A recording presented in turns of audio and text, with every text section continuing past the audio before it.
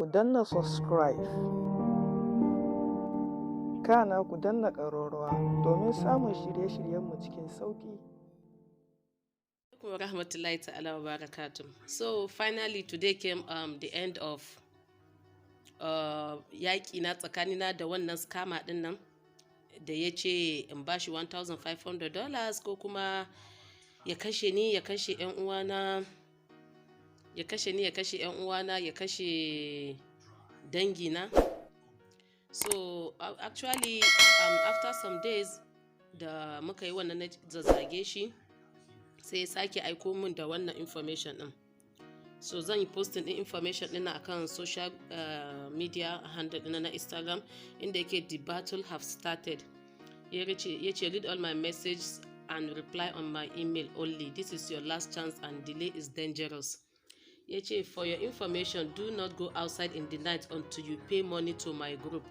Yace your name is Mansura Isa. You are from Kano. You were born on February 25th. You are married to Sani Musa Denzel. Your kids are Khadija too, Khalifa, Yakubu, and Yusuf. Your sister Mariam Isa. The name of your parents is Alhaji Isa and Hajia Halima. I know your families and friends. All this message and this information, it got them from Google actually, because this is what is written on Google. So, Yace, I know all about you because my mission is to kill you. I know your location and I'm tracking you right now. We have laid ambush to catch you. Your families will be kidnapped and killed soon. My group will shoot you to death anywhere and anytime. But pay my team $1,500 to cancel this deal today because it's a deadline. Ya tura min dai normal information da yake tura min. Sai na ce masa you are crazy. You can see it. And I'll be posting it on my Instagram social handle. Nace masa you are crazy, dumb. You got information on Google is fake.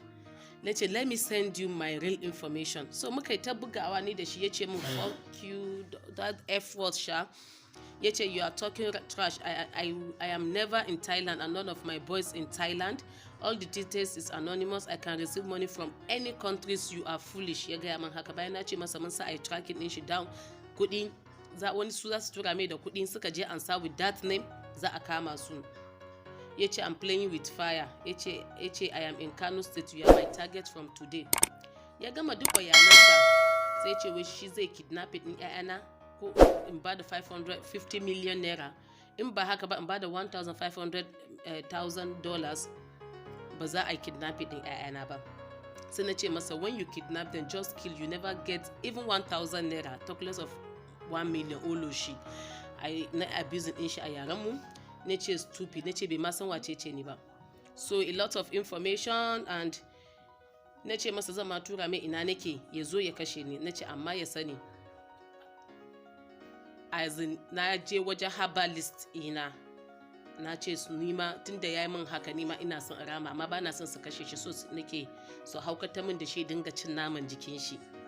So I said a lot of things. Sai ya fara bayani. Sai ce anything you said or do, all will go back to you. My heart is pure for you. Go and kill your family members with your stupid power. Back to send that to you and your family. I have no business with you anymore. You can see it. Yayi dariya. After all this information, nace masa ai bai isa ba yanzu muka fara ni da shi. So zan posta duk wannan bayanan da muka yi tsakanin ni da shi. At the end of the day yazo yana ta roƙana ya ce min in ya haƙuri in yafe mushi. Yace she is the woman, he just need money badly, that the Allah Nabi in yafe mushi wallahi kudi yake so ne. She is innocent. I am an innocent woman. You can see the write up. I am an innocent woman looking for money badly. Please waye da sauransu. So abinda nake son in faɗa a nan shine actually social media is not good for everybody. When you know you are not a public figure ko kuma ba ki da alaka da za a ce yau ana bibiyan ki a Google ko sauransu, dan Allah da Annabi a rage posting din abubuwa a social media.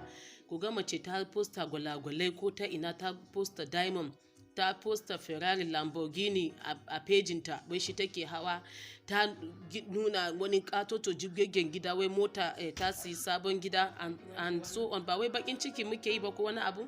I'm just advising people that are not celebrities, that are not famous, cewa su bi a hankali. Social media is not good for everybody. Wallahi irin wannan abin ne yake attracted din scammers, suke biya mutum su ce za su kashe ka. To ko ma baka ba su kuɗin ba, dan tashi hankalin da za su saka na kwana 2 ko kwana 3 nan is enough for you ka shiga wani irin damuwa da wani irin yanayi. So ina roƙon mutane, especially matan, za ga mazaje mu safiya irin wannan abu, matan mu ne masu iya yi, son a sani, so a nuna cewa duk duniya ba kamar su, sun fi kowa kuɗi, sun fi kowa arziki. You should be very careful. Be careful of these scammers. Ku bi a hankali, ku bi duniya a hankali. Wallahi da ana cewa, ina yawan gani post a WhatsApp ko a Facebook, ana cewa mutane su rage postin hotunan su ko na iyalan su ko na ƴaƴan su because ka a using din shi against them, ko kuma a je a yi kidnapping din ƴaƴan su. Wallahi ban yadda ba, sai da wannan abin ya faru da ni. So just imagine that a ce da I'm not famous, ya je Google ya ga duk wani information nawa, zan ji tsoro, zan diga tunanin a ina ya samu information din. Amma da ke na san yana Google, kullum ina gani. Za ku ga cewa mutane in suna son su dauki information about me, zan ce ban da lokaci, just go Google and pick anything da ka samu a Google. So Allah ya taimaka cewa abubuwan da ya samu a Google din the same thing yadda aka rubuta shi a Google shi ya lissafo min. So I'm not scared at all, actually, because I know cewa ya samu information in a Google, because there's some real information about me ba. Even we as a celebrities, akwai abubuwan da muke boyewa wanda ba gaskiya muke faɗi ba, just for us to save. That is our code. Akwai some certain things da muke boye ba ma san duniya ta san lalle haka abin take, ba don komai ba, because wanda ya san mu shi zai iya faɗo wannan abu, in ba wai wanda yake dab da mu ba zai iya sani ba. Amma in mutum ya faɗa, to that means that person is very close to us. At the end of the day, this scammer was telling me that is my fan. Just imagine, my fan threatening me to pay him $1,500. In ba haka ba zai kashe ni, zai kashe iyayena. Amma da ya ji na ce na je Ogomosho na zan je mai asiri, ya ji tsoro. So please, we should stay safe. Da Allah da Nabi, I'm talking to those women out there wanda they don't have anything to do with social media. Ba business suke yi ba. If you are doing business, mind your business. Do only your business on social media. If you are not doing business, in case salace ba ki da yanda zaki, ko kin boye sirrinki, mutane sun je sun yi bincika, sun nemo mai sirrinki. But when you are not a public figure, posting unnecessary pictures, posting unnecessary video, wasu ma har makaranta da 'ya'yansu suke zuwa, kalan school uniform din 'ya'yansu, a wani unguwa school din 'ya'yansu suke, suna posta shi a social media. Wallahi you are risking your family, you are risking your children to kidnappers. Wallahi duk wani kidnappers din da suke kidnapping din 'ya'yan mutane, wallahi a social media dinmu da suke following dinmu suke samun information dinmu. Wallahi mu bi duniya a hankali, mu bi a sannu, wallahi mu kare kanmu, mu kare 'ya'yanmu, ubangiji Allah ya kare mu. Ni da abin da zan ce kenan.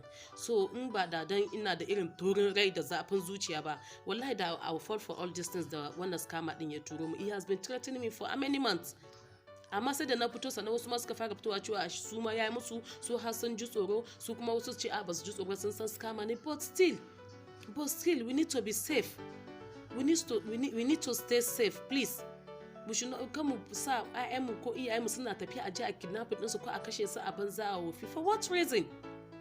Mu da muke celebrity mun ga mun bawa Allah kuma ba mu da inda zamu, ba mu da mafita, ko mun gudu sai an nemo mu. In ba a samu mu za a nemi makotan mu, ko wani za a ba shi kuɗi ya faɗi information game da mu. So ba mu da inda zamu, sai dai roƙon Allah da yawan sadaka da yawan tuba ga Allah, shine kawai zai iya kare mu. But you that you are not a celebrity, why are you posting all your life? Even irin makulli kike amfani da shi a gidanki, kin posta shi a social media, tsakani da Allah. Makarantar da 'ya'yanki suke zo, ina ruwan 'ya'yanki da rayuwar da kike yi? Why are you exposing your children? Why are you exposing your family to kidnappers? Why? Does the children beg you to post them on social media? But so you but so why are you doing that? Please. Allah ya sa mu gane, Allah kuma ubangiji ya ganar da mu. Dan Allah, we should stay safe. Mu kula da kanmu, mu kula da 'ya'yanmu, mu kula da 'yan uwanmu, mu kula da ƙawayenmu, mu kula da danginmu. Yawwa, kidnappers are real and are true. They are looking for money. They can do anything to get money. They can go to any extent to get what they want. Please, and thank you. Kuma ina fata wannan zai zama darasi ga other people out there. Please stay safe. Stop exposing your children, especially they are innocent. Stop exposing them to kidnappers and scammers. Please. Thank you very much.